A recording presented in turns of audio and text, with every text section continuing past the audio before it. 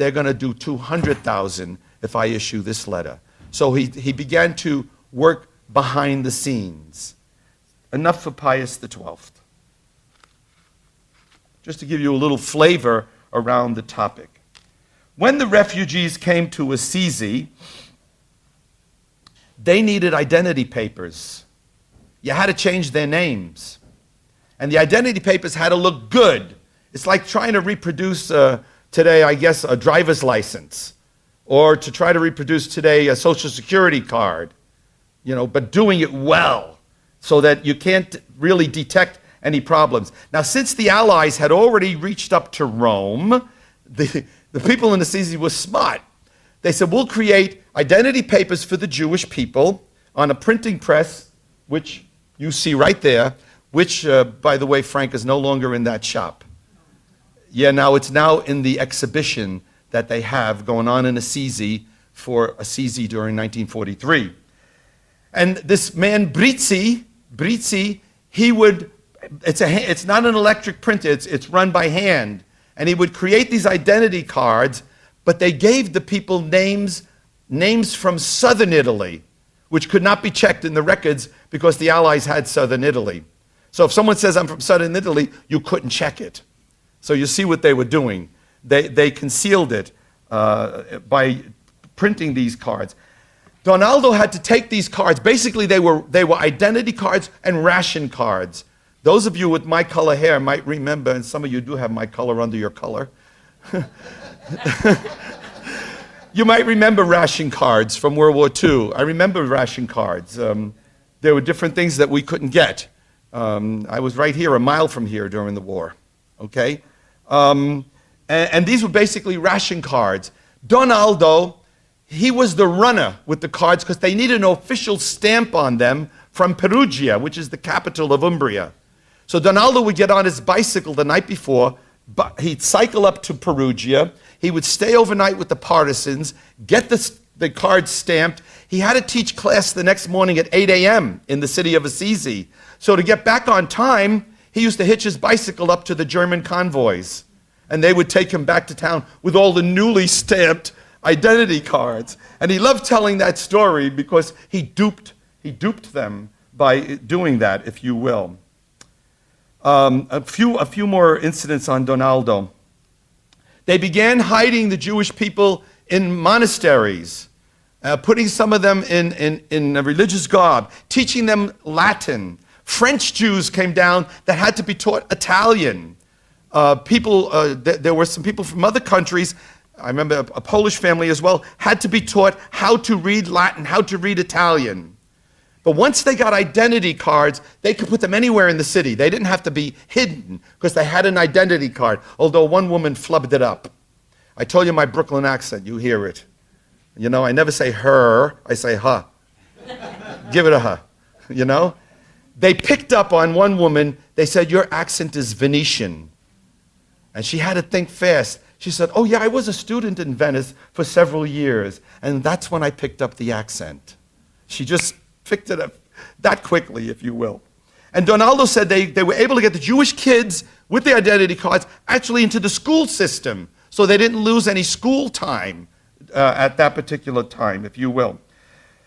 Donaldo was saying Mass in San Giacomo de Muro Rupto, down the street from Casa Papa Giovanni. And as he's finishing the Mass, he looks out, and there's two Jewish ladies in the back of the church. He knew them. He says, what are they doing out of hiding? I haven't set them up yet. So anyway, he finishes the Mass quickly. He goes back to the two Jewish ladies, and they announce to him that Frau Weiss, she just died, and we don't know what to do with her body. He said, leave it to me. So he went to the Comune. He bought a grave. He got her body prepared because they bury in Italy without embalming. Right away, you're buried. Okay? And they took the body, and they're carrying the body to the cemetery. And Donaldo, as they're carrying the body, they meet a German patrol. And of course, the patrol, what are you doing? Donaldo says, well, somebody died, and I'm bringing, and her name was Weiss in German, which means white. So they changed her name to Bianca Bianco, which means white. You can't be any more white than that. They put it twice. Bianca, first name, Bianco, second name. Okay? And they said, we're going to bury her before sunset. So the patrol saluted the coffin. They had no clue there was a Jewish woman in there, okay? And Donaldo was tickled pink as they brought her to burial. After the war, her son came from Brazil. He came from Brazil, where he had settled, and met Donaldo. They went and changed the whole tombstone in German now, and there was a real statement of gratitude to the people who preserved her life until her moment of death in Assisi. Are you okay so far? Yeah? Okay. Just a couple of more little things, and I'll shut up. Donaldo lived on the Via San Francesco. They had a family apartment down there. I've been in it. A beautiful apartment, had a great view of the valley. He was returning home one evening, and he was told that there's a family from Padua waiting for you. They need to be resettled in Assisi. This man was a professor from the University of Padua, Jewish man, his Jewish wife, and 2 little daughters. Excuse me. So Donaldo, as he reached his home that evening, his family home, the neo-fascists were outside waiting for him.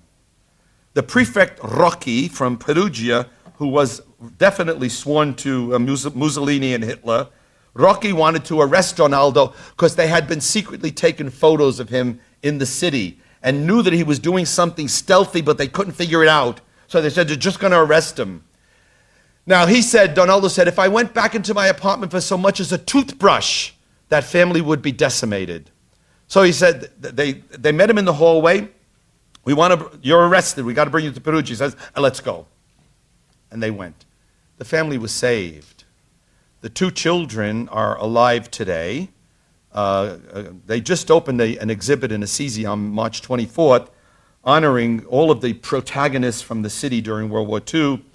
And one of the little girls, she's now in her 70s, Graziella Viterbi, came back for that opening. She lives in Rome today. And her sister, Miriam Viterbi Ben-Horin, lives in Israel.